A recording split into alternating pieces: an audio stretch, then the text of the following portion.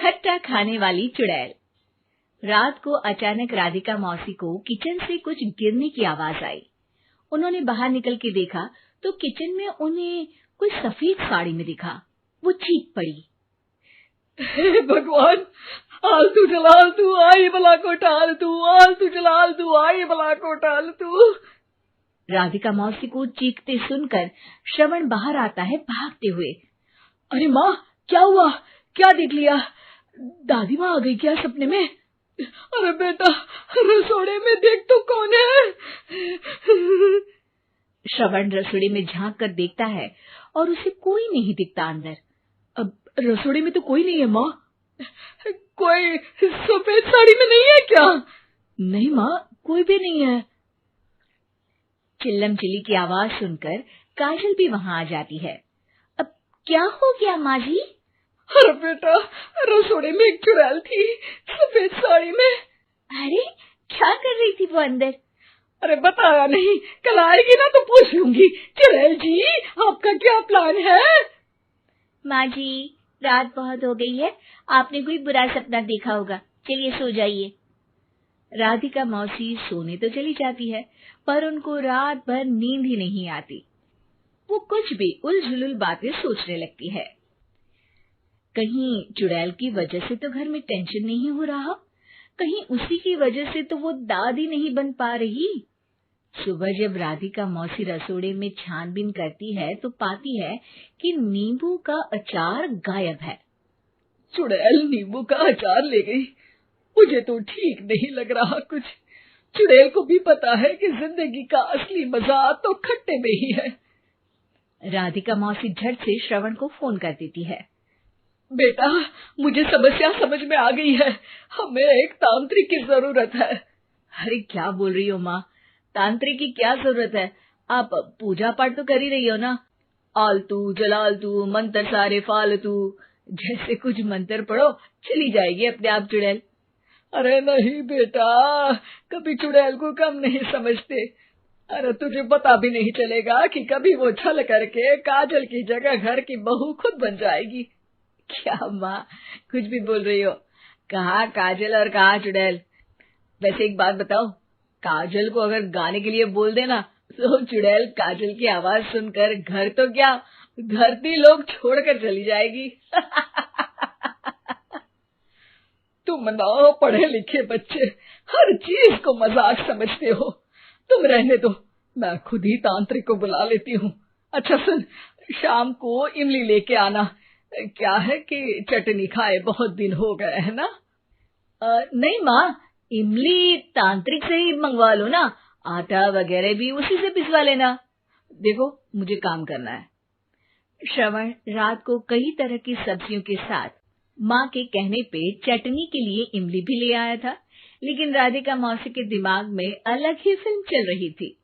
उन्हें अब सिर्फ शक ही नहीं यकीन होने लगा था कि शायद चुड़ैल ने श्रवण पर अपना जाल बिछा दिया था, जिस वजह से श्रवण उनकी बात ही नहीं मान रहा था।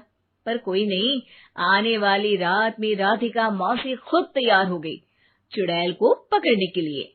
रुद्राक्ष की माला, तुलसी का पत्ता, हनुमान चालीसा सब हाथ के पास ही था, बस चुड़ैल का इंतजार था।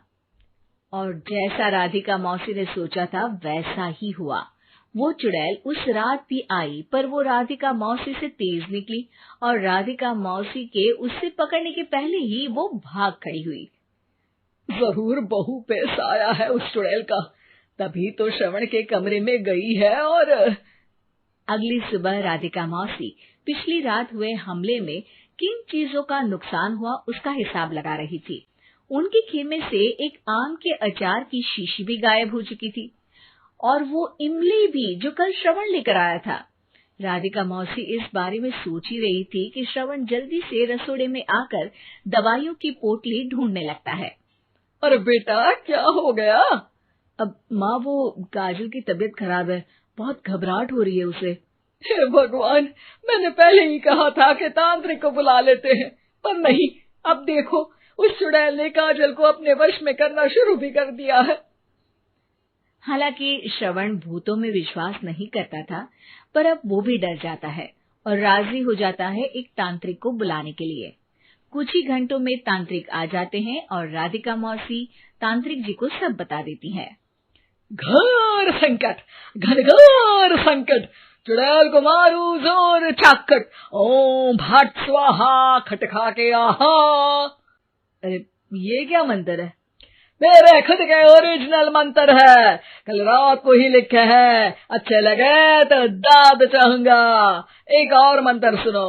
अर्ज किया है आब्राकडाब्रा, दिल्ली बम्बई आगरा, चंदा मामा सोवरले सुरन मामू जारा। ये मंत्र है? अरे कोई 40 वालीसा पढ़ो ना। वक्त कम है, 40 नहीं पड़ेंगे, 20-25 में काम चलाना पड़ेगा। अलग निरंजन जाके लंदन, मुफ्त का मंजान घिस मेरे नंदन। अरे जल्दी करो तांत्रिक जी, जल्दी करो। तांत्रिक अपने उल झलूल मंत्र पढ़ने लगता है। श्रवण को तांत्रिक पे शक होता है। वो अपने एक डॉक्टर दोस्त को कॉल कर देता है ताकि कोई अनहोनी हो तो इमरजेंसी में चीजें मैनेज हो जाए। तांत्रिक धुनी रमाता है, जिसकी वजह से कमरे में काफी धुआं हो जाता है और जिसकी वजह से बहू की घबराहट बढ़ जाती है। अब भागेगी चुड़ैल। हाँ। बहू खांसते हुए धुएं से बचने के लिए बाहर चली जाती है। अरे भाग रही है, भाग रही है। पीछे पीछे श्रवण भी जाता है। बहू एक सोफे पर बैठ जाती है। तभी डॉक्टर दोस्त आ जाते हैं और श्रवण को पानी लाने के लिए कहते हैं। थोड़े चेकअप के बाद डॉक्टर कहते हैं, मेरे हिसाब से जाप का काम पूरा हो गया है। क्या मतलब? अरे कुछ भी नहीं माँ, कोई चुड़ैल नहीं है, खुशखबरी है, अब दादी बनने वाली है। मगर वो सब अचार के डब्बे। श्रवण दोनों अचार के डब्बे अपनी माँ को दिखाता है, जो कि उनके बिस्तर के नीचे छुपे हुए थे। आपने सही बोला था माँ, वो चुड़ैल काजल ही थी जो खट्टा खा रही थी। हमें कल ही पता चला, पर हमने आपको ये तांत्रिक वाला काम करने दिया ताकि आपको भरोसा हो जाए कि भूत वगैरह कुछ होता ही नहीं। अच्छा, ये तो बड़ी खुशी की बात है। पर बेटा मुझे एक झाड़ू तो ला दे। क्यों माँ? ये तांत्रिक का भूत उतारती हूँ मैं। अब तांत्रिक राधा मौसी के डर से घर से भाग निकलता है और राधा मौसी उसके पीछे भागती है। अरे संकट ये घनघोर है, तांत्रिक मुआ चोर है।